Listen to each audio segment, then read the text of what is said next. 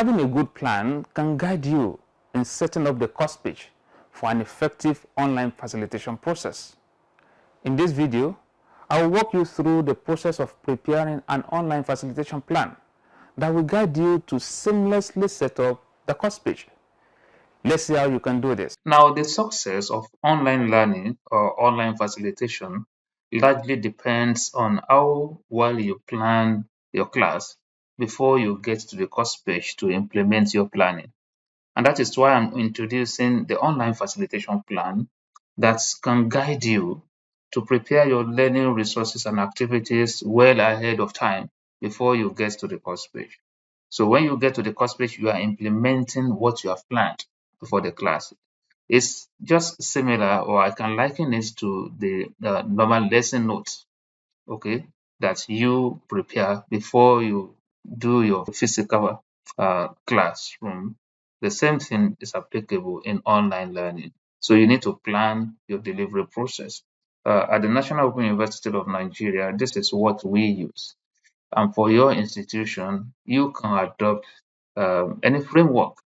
As you can see, this is the template, and you have different columns.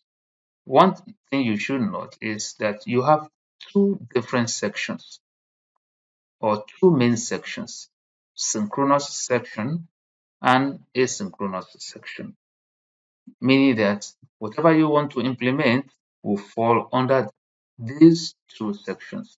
However, the first column here um, displays the weekly activity, the weekly topic.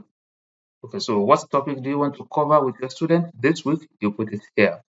Now, the learning outcomes are critical within the instructional process because that tells you what exactly you want your learners to be able to do at the end of the instruction.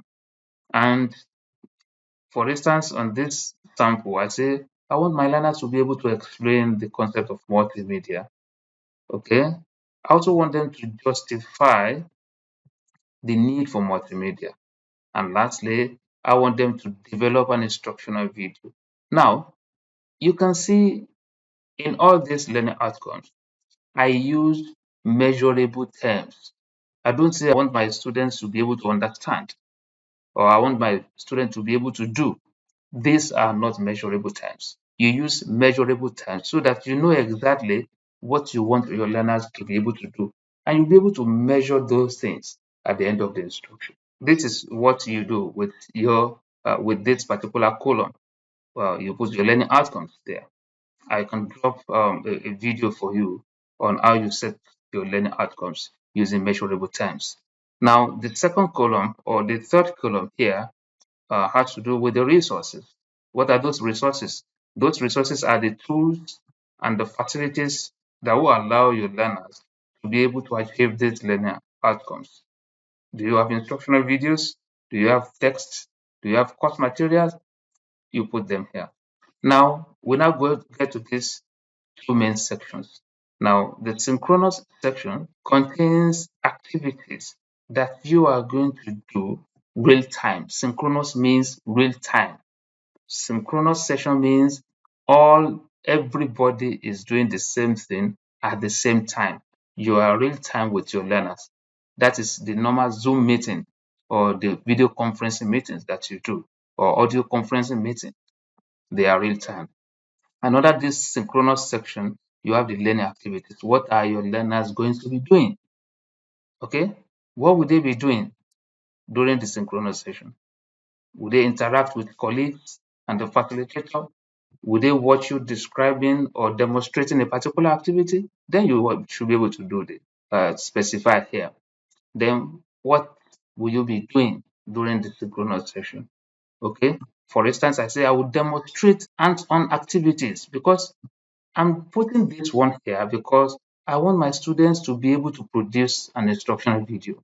And if I want to do that, I thought that I should be able to demonstrate in the live session how they will be able to do it. So I'm putting that one here, meaning that I'm achieving this learning outcome of how developing instructional video. I'm achieving the learning outcome here under the synchronization. Now, this is what you do. Okay. for week 1 under synchronous session. Now, under asynchronous session, asynchronous means the activities that learners will do at their own pace, meaning that everybody will be doing the same thing, but at different time. Something like this discussion forum, for instance. Discussion forum, not all the students will be online at the same time to attempt this discussion forum. They do this at their own pace. So it is asynchronous. And I say here, I have the learning activities. What will my learners be doing? They will be able to respond. They should respond to discussion forum posts. They will interact with their colleagues. Okay, when they are discussing on the discussion forum, you should be able to specify all this under the learning activities under the asynchronous. Now you have the discussion forum topic. This is quite critical because you need to set up the topics. You need to create all the topics before you get to the course page. So when you get to the course page, you just come here to copy, then you are pasting on the course page. It makes life easier and it makes the delivery process so seamless. So you put the discussion forum here. And the discussion forum topic, as I mentioned, should not be something that will require yes or no answer. It should be a question or a topic that will generate discussion among your learners. So you don't ask them list this, mention this. See this kind of discussion forum now. I say, in what ways can multimedia be used to improve teaching and learning in your area of specialization? Share your experience with your colleagues on how you have leveraged multimedia to enhance learning. Something like this, no student will come to my discussion forum page and say yes or no. You need to give reason. You need to discuss. And that is very important. Now, what will facilitators be doing during the asynchronous section? So when you set up your class, when you set up your discussion forum, for instance, you send them emails reminding them of the activities for the week. You set up the discussion forum. And one important thing you need to do as a facilitator under the asynchronous section is to weave and moderate discussion forum posts. This is quite critical. You don't just give discussion forum posts on your page and just leave your students to be discussing without moderating it.